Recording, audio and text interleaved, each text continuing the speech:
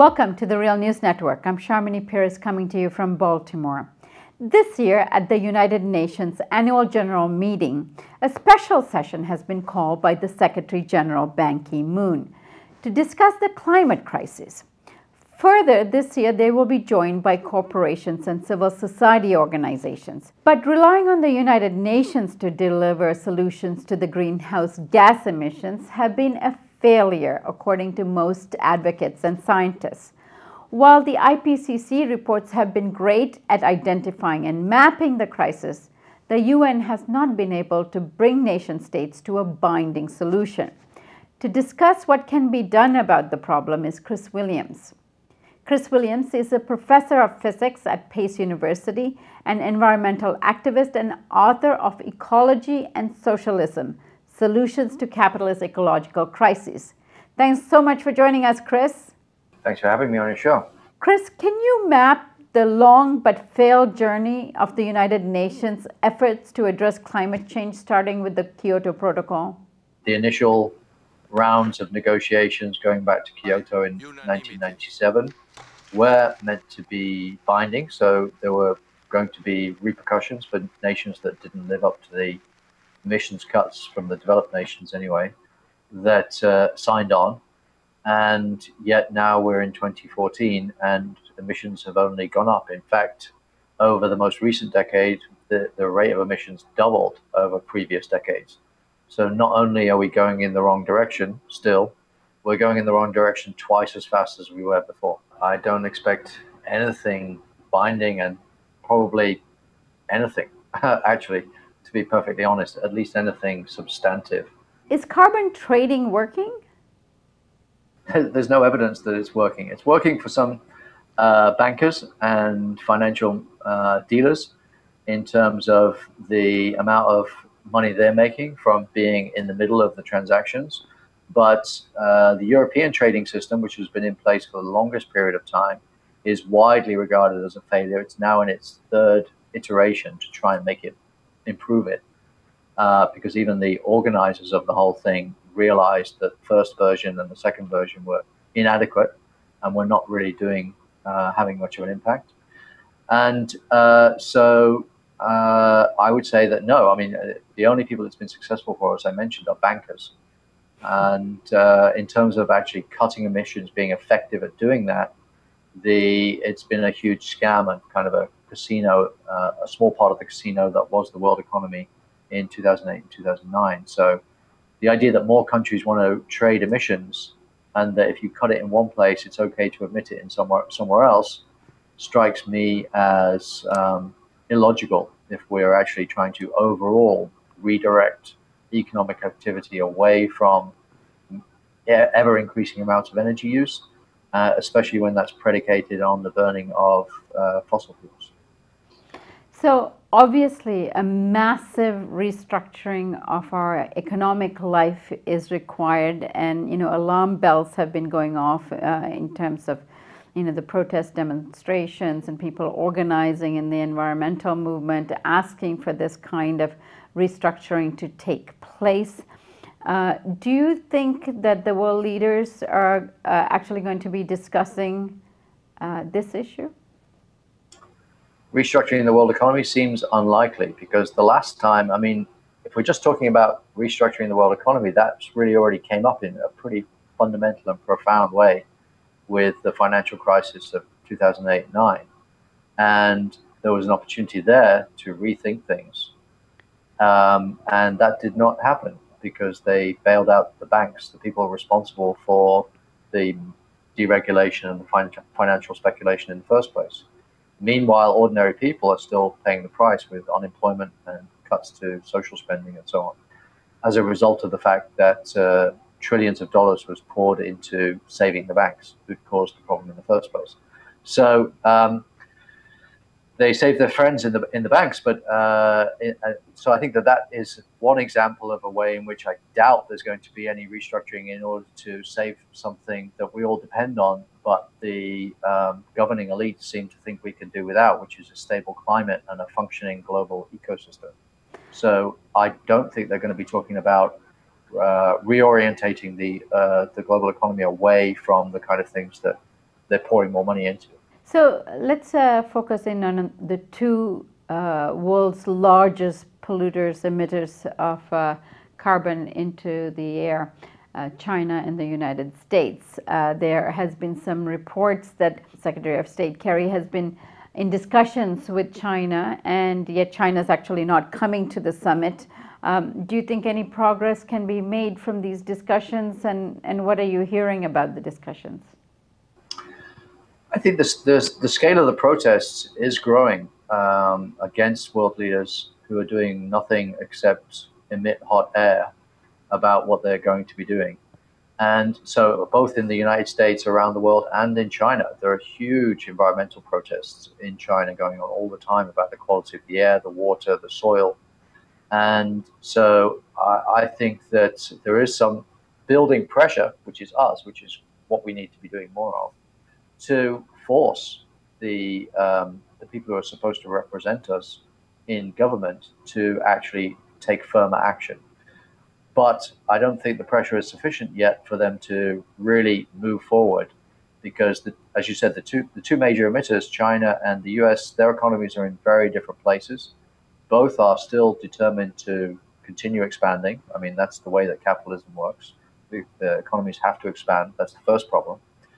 And they're expanding into more and more fossil fuel use. So, for example, President Obama is opening up more of the offshore deep underground offshore tracts of land to drilling. He is opening up the Arctic as well for the first time to more drilling. And of course, fracking is happening in ever more counties all across the United States. So to the extent that the US could finally reach the holy grail that Nixon talked about, which was energy independence back in the 1970s.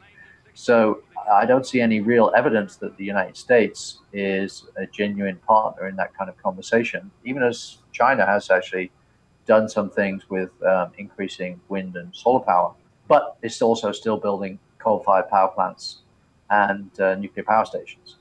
So if you are determined to continue the accelerating outgrowth and building of your economy, then and you're not talking about fundamentally shutting down some elements of the power system, such as in particular coal, that in the near-term future, and replacing that with more benign renewable sources, such as wind and solar, and you have a clear plan for doing that and a time frame, then I don't think it's a serious conversation. And there's plenty of evidence, some of which I just was talking about, to back up that statement. So, Chris, when you look around the world, things have actually gotten worse, not better, since Kyoto. Places like Canada is emitting 30% more carbon into the air than they were before. The situation in the United States, in China, has gotten worse. Places like India, I just recently read that they're opening 40 new coal plants in order to address their energy needs. So things have gotten quite bad. And yet the only thing that might work from your point of view is really a binding agreement of nation states. What kind of pressure is going to be required to get them to a binding agreement? It's a good question. I think we're going to need, there are two possibilities, but I do think that it would have to start with historically the biggest emitter, the United States. Also, it would have to start there because the United States is the richest country in the world's ever seen. And so not only are they the most responsible, but also the most capable. And so if you don't have the United States setting genuine goals for emissions reductions and a change to the economy and economic activity, then all of the other countries who are less capable or less responsible are going to say, well, why should we do anything if you're not?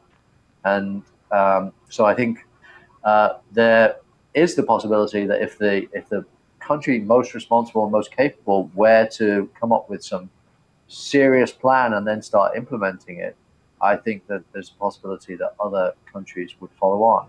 But that's clearly not happening. And so how can we use world opinion and the pressures and desires and protest activities of people on the ground in various countries to force all the nations to do something. Because the reality is, as the UN report made clear recently, that only 10 countries are responsible for about 70% of world emissions. So really, we should be focused on those 10 countries changing because they are the most critical. And the two biggest are clearly responsible for almost 50% of total emissions are the US and China. But it really has to start with the US, which I think is where activism and protest is really key to changing the dynamics, because change is not going to come through the Democrats. It's obviously not going to come through the Republicans. And so we have to be talking about structures outside of and independent of the mainstream parties. And that's up to us to get organized. And fortunately, that's, as we've been seeing with some of the recent environmental protests, particularly in New York, that's happened. Tens of thousands of people are out on the streets wanting, demanding real change. And so that is a very hopeful sign, because when people go out on the streets, things can happen much more quickly than when we leave things to Congress. What are some of the big demands that are being made that can actually be achieved? Well, I think that there's an awful lot that could be done. I think one of the first things is we should be getting in more government revenue, which means going back to a more progressive tax structure, i.e., in simple terms, taxing the rich and taxing corporations. 2/3 of US corporations pay no income tax as of right now. So that would generate a lot of money. I think we should be radically reducing the budget that goes to the military, which is almost $1 trillion a year. And with all of that extra resources, we should be hiring the millions of people that we need. You mentioned the military. Let me just ask you about the military, because they are one of the biggest emitters of carbon into the air. Yeah, well, the military is not only one of the US military, the Pentagon, not only one of the biggest emitters of carbon dioxide pollution, but also one of the biggest energy users. About 80% of government energy in federal buildings goes to the Department of Defense. And they're also one of the biggest chemical polluters, bigger than the 5 largest chemical corporations combined through their actions all over the world. And of course, they kill enormous numbers of people too around the world with drone warfare and so on. So reducing the size of the military, apart from acquiring lots of money to do more beneficial things, would have all kinds of other positive impacts on the planet and its people. So I think that that's one thing. And then, I mean, the US recently, the American Association of Civil Engineers recently gave US infrastructure a C-, because the bridges, the tunnels, the dams, etc., are all falling into disrepair, the sanitation system. We clearly need a new energy grid, not just in terms of building solar panels or wind turbines, but actually a whole new grid. We need to rethink a more efficient sanitation system. We should be building trains, not cars. I mean, these are all things that will generate millions of socially responsible, socially necessary, environmentally more benign jobs, which can be well-paying union jobs, far more than is currently being talked about if we redirected the resources in kind of with an eye towards long-term planning. And so these are not revolutionary solutions. These are just genuine reforms to the system that would actually ultimately stop it undermine. You know, capitalism is currently eating itself, is undermining its own future, not just ours, but the system cannot carry on like this. But it's so irrational that it continues anyway, as this kind of unstoppable, ever-growing monster. And so we need to kind of start tying it down and putting the brakes on, which can happen with the kind of genuine reforms that I mentioned. But even they're not being talked about in mainstream circles, even though they would make enormous amounts of sense. So I think it's there that we have to apply more pressure to get that kind of ball rolling and talk about, once we achieve those things, what else can we do in terms of increasing funding to schools and hospitals and employing more teachers and nurses and so on. the kind of things that are really useful and productive for society. Well, Chris, I thank you again for joining us on the Real News Network. Thank you very much for having me on your show. And thank you for joining us on the Real News Network.